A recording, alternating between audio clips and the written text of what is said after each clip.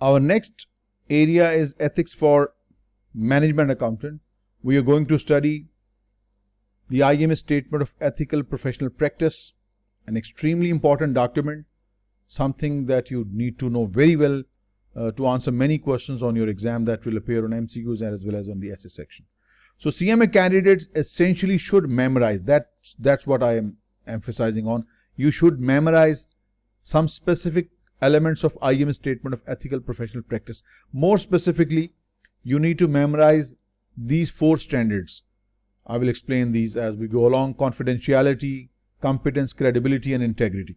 These 4 standards and the last part of your IMA Statement of Ethical Professional Practice. So why do we need to do it? You as a professional accountant, wherever you're working, sometimes you find yourself in an ethical dilemma where you see something unethical being done in your department, some fraudulent reporting or some manipulation of financial analysis, manipulation of financial statements or budgets. So you as a management accountant or a financial accountant or as a team of accounting department, what you should do? That's what we're going to learn. We will be able to apply the provision of this IMA Statement of Ethical Professional Practice, and we will also learn how we can resolve a problem we find ourselves in. We find ourselves in a situation where we see fraudulent reporting, manipulation of numbers. What should we do? So let me give you an overview what is coming. We are going to go through these 4 overarching principles: honesty, fairness, objectivity, and responsibility. Please remember, these 4 principles have not been explained anywhere by IMA. They are not a part of your IMA Statement of Professional Practice, but we will learn some basic idea about these, what honesty, fairness, objectivity, and responsibility mean. This is the most important. 4 specific standards which can be remembered with the mnemonic CCIC, that is competence, confidentiality, integrity, and credibility. I highly recommend that you must learn these all 4 standards by heart. Every component of these standards will help you. And they are not very difficult, just 4 to 5 provisions in each standard. It's not difficult. So we will be discussing these 4 overarching principles which can be remembered with the mnemonic H4. H for honesty, fairness, objectivity, and responsibility, and these CCIC: competence, confidentiality, integrity, and credibility. Easier for you to remember, to memorize.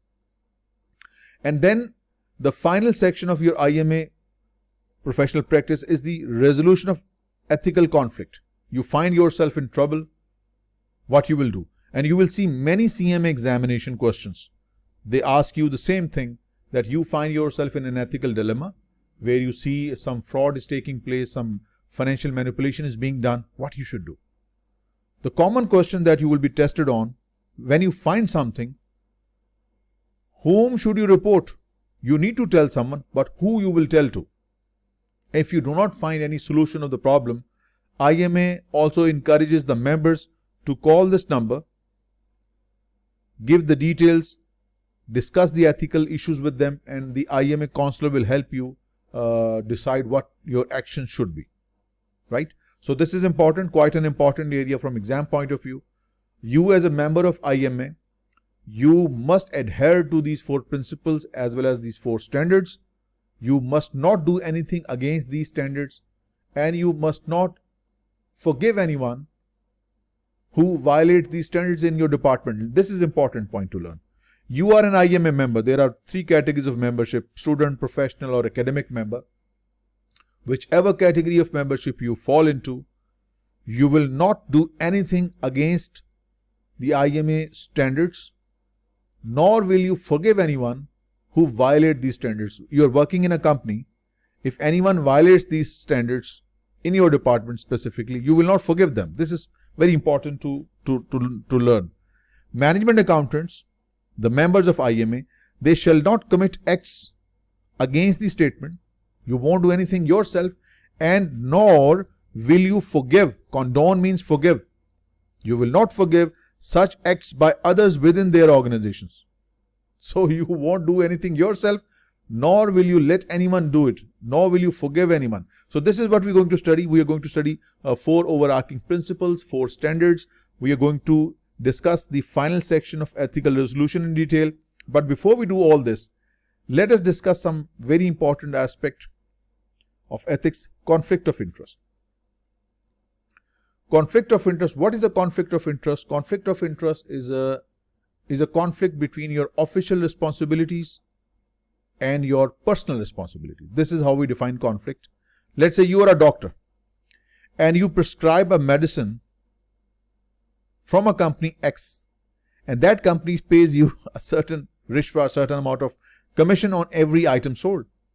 So now there is a conflict between your professional responsibility as a doctor and your personal gains. So there is a conflict. This is called conflict of interest. A conflict of interest arises when there is a conflict between your personal and your official responsibilities.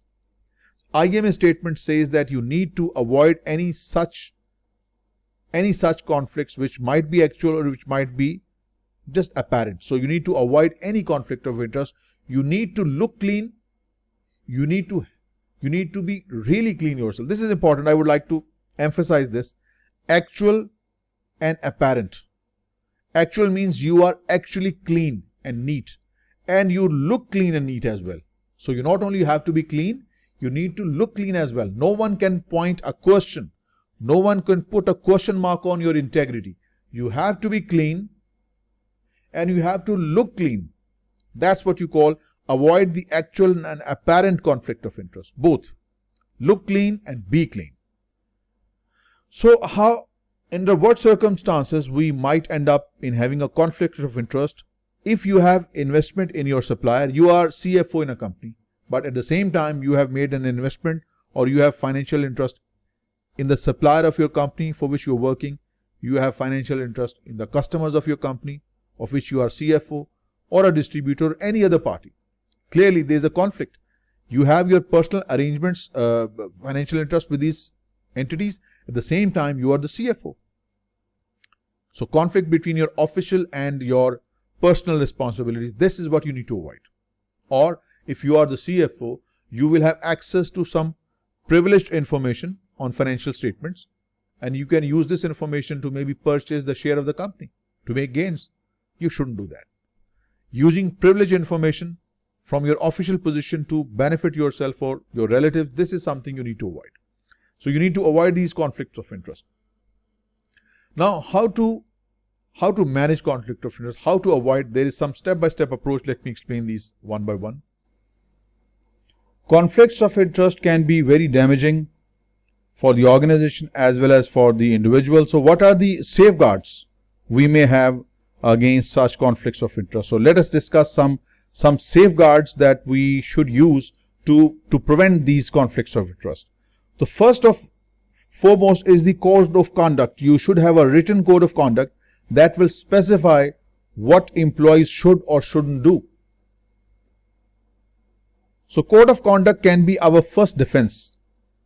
Employees would know what exactly are they required to do and what they shouldn't do. They shouldn't have any financial relationship with the customers, suppliers or distributors, so on.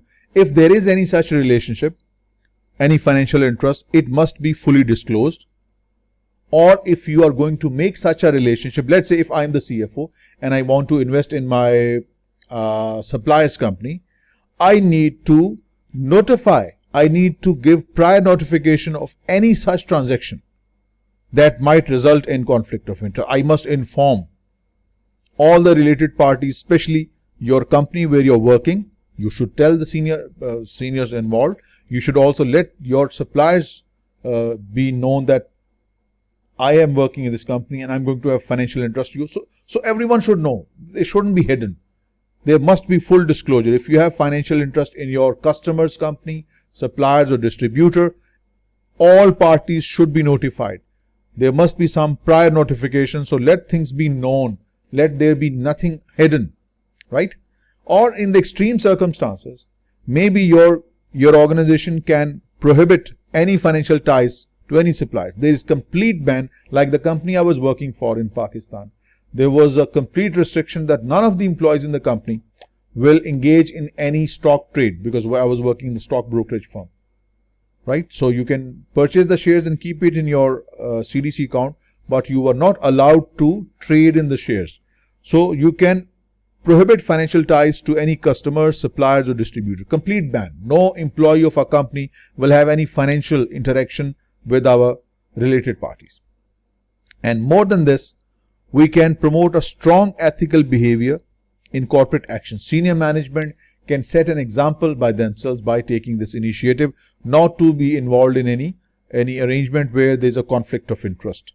Or in some situations, it could be codified in the code of conduct that our employees, they will not take any gift or favor or any hospitality that may influence your work, your job. So this could be included in your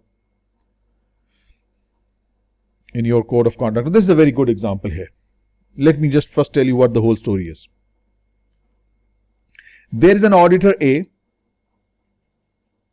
who is a very neat and clean person, a Sida guy who's a dependable, reliable person, honest person, professional person, but unfortunately he had borrowed some money from X Incorporated's CFO, maybe $10,000 loan, right? Now auditor comes, he audits the firm X Incorporated financial statements, and he does his work with utmost responsibility, due professional care, without getting this financial transaction into the relationship or into his work. He did his clean job, didn't compromise on anything.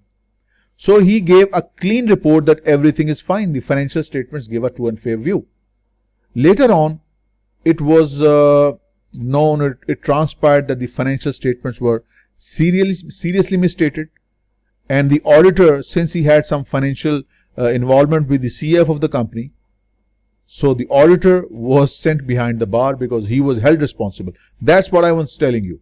You have to look clean. You have to be clean. Auditor is clean. He is clean.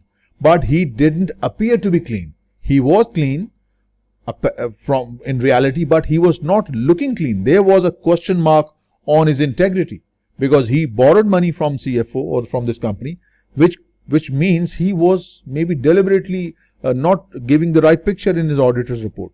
That is something you need to avoid. You need to be clean. You need to look clean. That's what you mean when you say conflict of interest. Let's read the example here. For example, in one case, an auditor accepted a loan from an auditee, the client. The auditee was not trying to influence the auditor, but when it later was discovered that the auditee had committed a fraud and the auditor had not caught the fraud, the court's conclusion was that the auditor was guilty. Even he did his job professionally.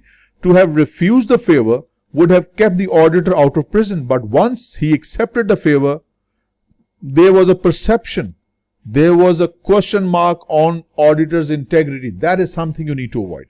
You have to be clean, you have to look clean, and you have to be clean in reality as well. That's what you call the actual and apparent conflict of interest. Now that's the idea we needed from this, and now we can go to our actual principles and the standards. I told you there are 4 principles, H4: honesty, fairness, objectivity and responsibility, and then there are 4 standards, CCIC. We'll discuss confidentiality, competence, credibility and integrity. Alright, so let us discuss first the overarching principles. I'll tell you what you need to memorize, and I will tell you what you need to just read and have a basic understanding. This is a very important lecture from exam point of view. So IMA members, whether professional members, student member or academic members, all of you will behave ethically.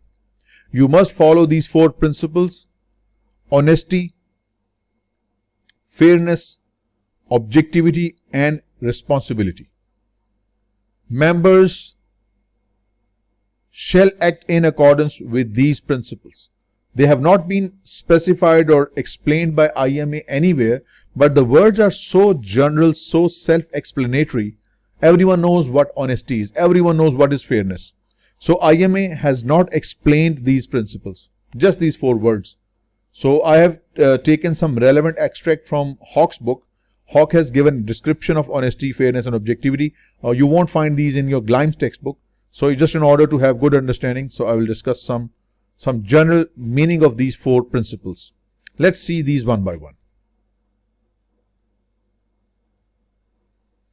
So if you mention these principles in your essay response, you need to be able to define them. So you need to know what they mean. So honesty in general terms, I'm not going to go for the specifics, what we perceive with the word honesty. Just 2 or 3 words should be sufficient to describe what is honesty. Honesty means being upright, being sincere, or having integrity. Just if you can remember these 3 words, it means you know what honesty means. Honesty means straightforwardness, being upright, having integrity, and being sincere. If you know these 3 words, sufficient, because this is the general meaning of honesty in our everyday life. As I said that IMA has not explained these. These are not the part of your statement. IMA has not explained these 4 principles, just these 4 words, and you need to just construe or understand them with this, just the general meaning of the words. Being upright, being having integrity, being sincere, just or being truthful. That's what you mean by when you say you're the honest, right? Or you're following honesty. Then the next one, fairness means being impartial without taking sides, free from bias, being tolerant. So if you can just remember these words, it should be sufficient. As I said that they have not been explained or defined by IMA, so we can just use some terms to grasp the idea. Fairness means being impartial, free from bias, not taking sides, being tolerant and accepting. The third principle is objectivity. We know what it means in our everyday life, but how do we take it in specific business context from ethics point of view? Objectivity means using judgment on established set of criteria. Means if I need to give an opinion or recommendation, my opinion and recommendation should be based on facts and facts alone. I should not be biased, something similar from fairness. I should not bring my feelings and prejudice. I should be free from personal feeling or prejudice. I need to be objective when I am giving some suggestion, when I am giving some recommendation, when I am analyzing something. I have to base my decisions, opinions, recommendations on facts and facts alone. So even if you can just remember this word, that means you know objectivity is facts and facts alone. Your decisions, recommendations are based upon facts alone. No prejudice, no bias, no personal grudge, or so on and so forth, right? So that's what you mean is by objectivity. And finally, responsibility. Quite a common word we use in our everyday life, but in the context of ethics, responsibility means you will do something when you say you will do it. Let's say in the accounting department, I have given the deadline of 31st March 2022 as the deadline to finalize my account, my set of accounts to be given to the auditors for audit. So if I've given this deadline, I have to make good, I have to make sure that I complete my task by this deadline. That's mean being responsible. So responsibility means doing what you say you will do when you say you will do it. If it's 31st March 2022, it is 31st March 2022, not a day after that. Right? So responsibility means being answerable to someone. You have committed to give the work by that deadline, so you need to do it. You are accountable to someone.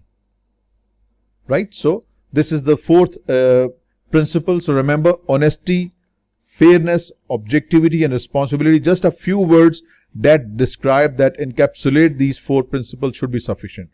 This is something you just have to learn or just read well. Read well from my slides or from the Glimes text or from the Hawk text. You won't find it in Glimes' book. But what we are going to do now, this is something you need to learn by heart. These are the standards, ladies and gentlemen, which you need to learn by heart. You will be tested on them and you have to clearly understand every standard, every word of each standard. Right? So therefore, it's not something very long, hardly 4 slides. 4 slides for each, 1 slide for each standard. Like the first one is competence. 1 slide for competence, next slide for confidentiality, third for integrity, and the last one for credibility. Khalas. Just these 4 standards and you are good on your section F ethics. Alright, so let us discuss these one by one. I'm going to explain every component of the standard so that you fully know what these standards entail and how are they implied in the actual business context. The first standard is competence. If any member fails to comply the following standards, it will result in disciplinary action. If you do not follow the standard competence, you do not upgrade your knowledge, you do not follow the CPE requirement, every qualified CMA is required to complete 30 CPE hours every year in order to maintain your CMA designation. That is required under the standard competence. If you don't, your name will be removed, or if there is a serious offense under other standards, your certificate might be revoked. I'll tell you further. So competence specifically by IMA means you need to maintain your professional leadership. You need to maintain your expertise by enhancing knowledge and skills. For this very reason, IMA members, especially the qualified CMAs, are required to complete 30 CPEs hours every year by attending webinars or orientations or attending some coursework so as to keep yourself updated, to remain competent.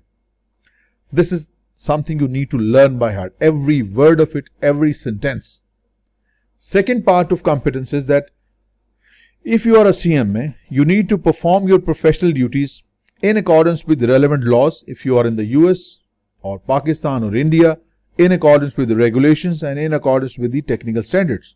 So you perform your work in accordance with the relevant laws, regulations and technical standards of the jurisdiction where you are currently present, irrespective whether it's US, UK, Canada or Australia, right? Third one, the last part of competence standard is you will be sitting at the top of a huge data reservoir. Management expects reports from you. You are the report generator. You provide the decision support information, and this decision support information is highly critical for business decision making. So your information given must be accurate, because decisions will be taken on this information. Wrong information means wrong decisions. So make sure the information is clear, information is concise, and information is timely, right? So under competence, you will be providing information to the management for decision making. So your information must be clear, concise, accurate, and timely. So the right, correct decision should be taken on time, right? And recognize and help manage risk. Risk is any unforeseen event that might prevent an organization from achieving its objective, something that stops an organization from achieving its objective. There are many types of risk: financial risk, business risk, exchange rate risk, commodity risk, so on and so forth. Any risk that prevent an organization from achieving its objective is a risk. So you need to recognize and help management in managing the risk of the business. This is explicitly written as it is. I've just taken the standards and simply copy pasted. I haven't added anything from myself. All you see on the screen is just taken from the IMA statement of ethical professional practice. And that's what you just need to put in your head by memorization. That's what I'm telling you again and again. So the second C here stands for confidentiality. And again, you must follow the standard, all of these, and if you don't, there will be some strict disciplinary action. So under confidentiality, you will be working in accounting department. So you need to keep the information confidential. You will only disclose the information if the law requires you or you are authorized to disclose. Because accounting information could be very critical. No one outside your company knows it. So you should not use this information for your professional benefits or for your personal benefits, right? Not only you must also inform all relevant parties, even your subordinates, your contemporaries in the organization, and tell them how to use the confidential information appropriately. You need to see your subordinates, what they are doing. Are they ensuring that the confidential information is not leaked? Monitor to ensure compliance, especially those who are working under you. You are responsible for them. So you need to see your subordinates are keeping the information confidential and they're not disclosing this to anyone to whom they shouldn't be talking.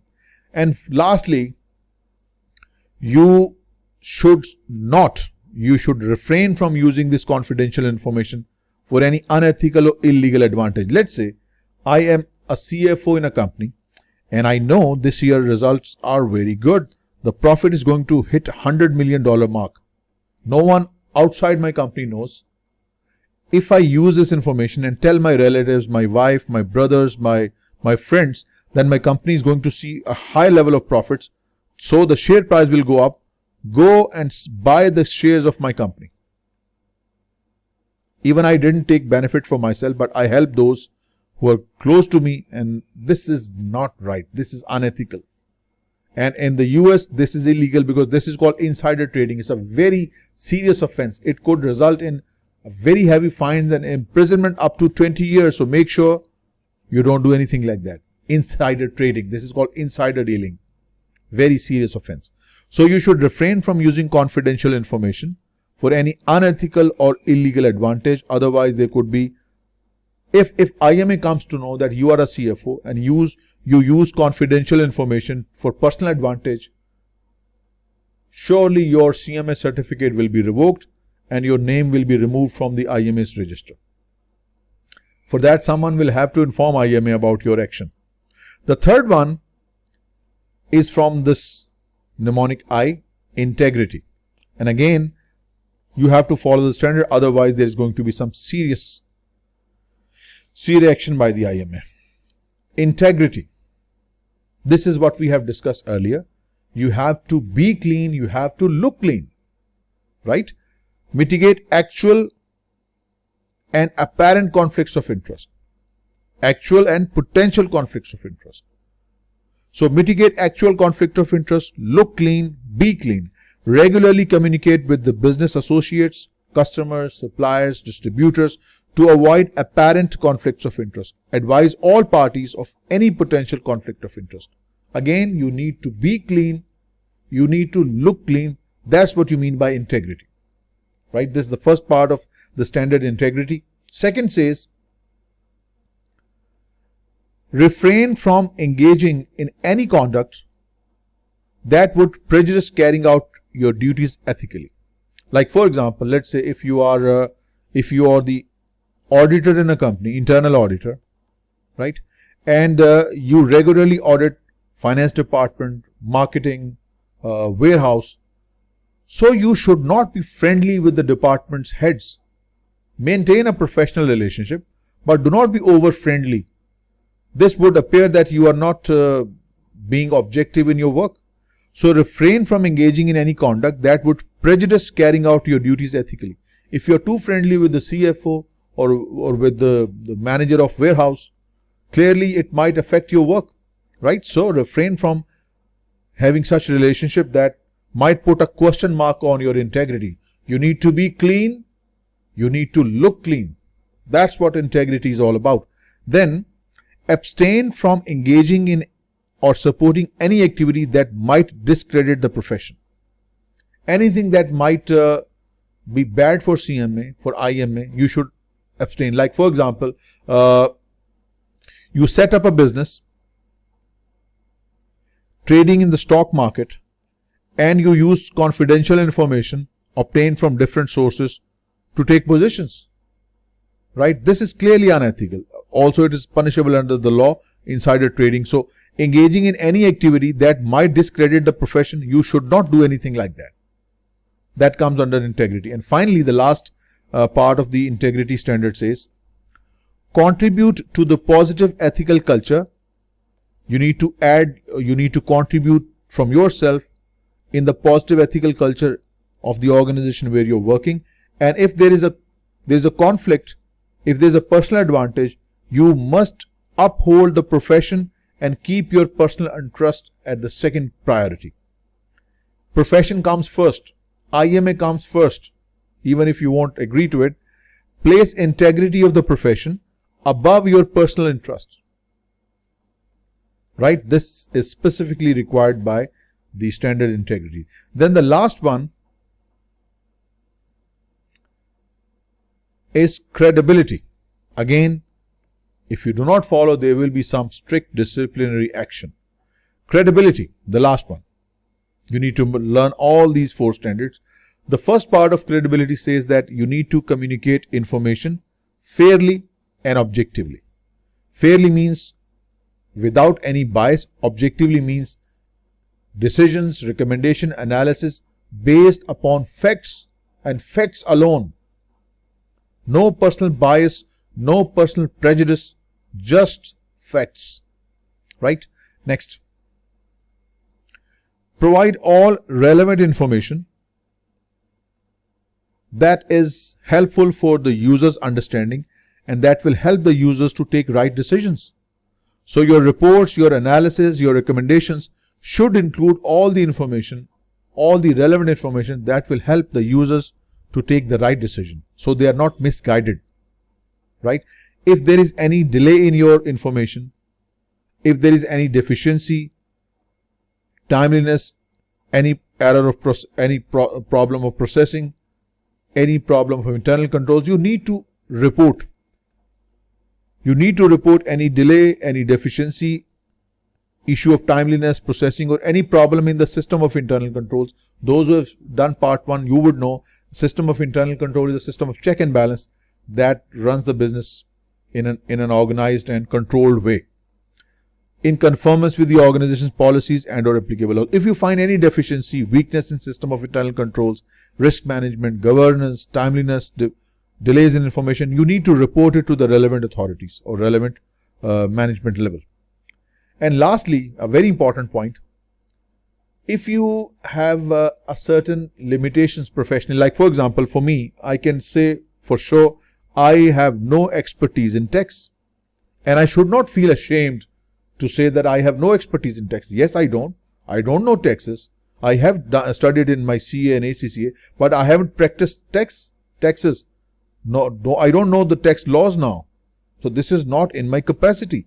So if I have no expertise in taxation, I must tell my management that I don't have this knowledge. I can't perform the task you have given me involving taxes. Be straightforward, right? That's what it says here. If you have any professional limitation, tell it. Communicate to the senior management. So communicate professional limitations. I can't do this. This is not in my expertise. Or any constraints that would preclude, means that will prevent responsible judgment or successful performance of an activity. Right? If there is some problem, some limitations, maybe the company wants to send you to another branch out of country, and you think that you won't be able to perform well there because of some personal constraint, communicate this to your management. Communicate your professional limitation or any constraint that might prevent. Mind the word, this is the exact wording taken from the standard. Preclude means prevent. So if anything that might prevent you, might stop you, or might be a limitation, might prevent you from giving some responsible judgment or performance of your duty, tell to the management that this is something you can't do. Be straightforward. And that ends your standard credibility. We have done these all, and I've explained every provision of these standards. You need to learn it by heart, and that's extremely essential. The last part now involves resolution of ethical conflict.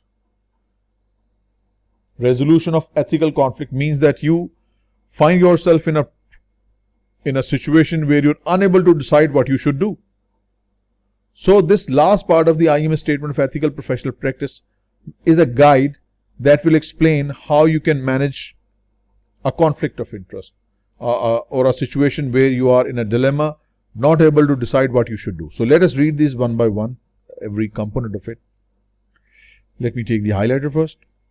Please learn this area well, and then tomorrow we will be able to do some questions if you have memorized these standards and this resolution of ethical conflict. So in applying these standards of ethical professional practice we have just read, members may encounter unethical issues or unethical behavior. Your seniors might ask you to manipulate numbers or manipulate figures, budgets, financial analysis. So in this situation, you cannot ignore it.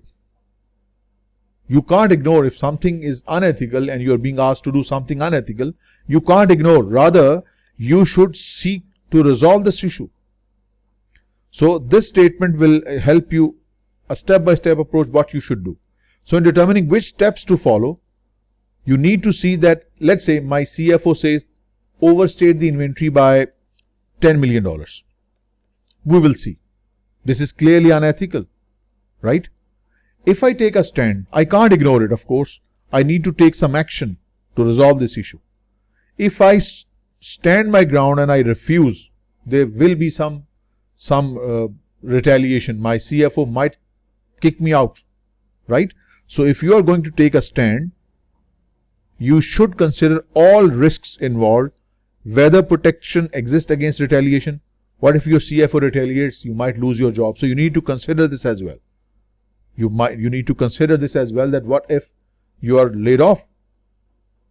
So when faced with unethical issues, like you are being asked to do something unethical, you need to first see, do we have any established policy in the company? Is there any written code available? Is some policy available that will help me resolve my problem that I find myself in? The first step, if you are in an ethical dilemma, the first step you should take is to look for the established policy of your organization that might have some guidance for you, right? Or maybe in some companies you have an anonymous reporting system, maybe a hotline where you can call and inform the issue, right? And most of the companies, they don't have established policies, they don't have anonymous reporting. Then what you will do, that is explained in the next slide. If the organization doesn't have an established policy, or there is no ethical hotline, then this is the step-by-step approach. The resolution could include a discussion with your immediate supervisor. You should discuss the matter with your immediate supervisor to whom you report. This is the first step. Look for the policies. No resolution, then the next step is to discuss the issue with your immediate supervisor. If your immediate supervisor is involved, it appears your supervisor is involved in this fraud or in this manipulation, then you could present this issue to the next level of the management. If that next level of management is involved, you go one step ahead. So you need to seek even to the point where you have to go to the board of directors. You need to get the issue resolved. You cannot ignore it, right? And then if it is not resolved, even going one step ahead, IMA offers you an anonymous helpline where you can just call, give the details of your ethical issues, and the IMA counselor, they will help you to take the right decision or the right step. And in some serious situations, you may have to consult your attorney to learn any legal obligations, rights and risks, so that you need to save your skin. You can't let yourself be exposed to such a situation, right? You need to discuss with your lawyer. Your lawyer will clear your position under the law. What are your specific obligations to perform, the rights you have, and what are the risks that might be involved. And even doing all these, even going through the established policies or through ethical hotline, discussing with the immediate supervisor, the one above his, even discussing with the IMA's counselors, even discussing with your attorneys, issue is not resolved. You are still at ground zero. Then leave the organization if you wish. If the resolution efforts are not successful, the member may wish to consider dissociating from the organization or resigning. That's a very extreme step. Most of the problems might be resolved somewhere in step 2, 3 or 4. But leaving an organization just because you were asked to manipulate the numbers, I don't see many people will do that. But that's what you need to know for the CMA exam part 2 at least.